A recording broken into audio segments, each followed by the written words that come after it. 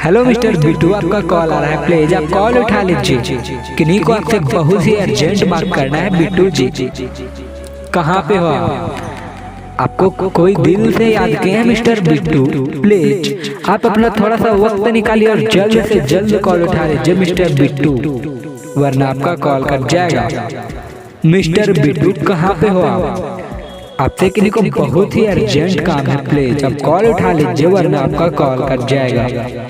क्योंकि मिस्टर बिट्टू आपका कॉल का घंटे बहुत ही देर से बज रहा है, please pick up the call, pick up the call.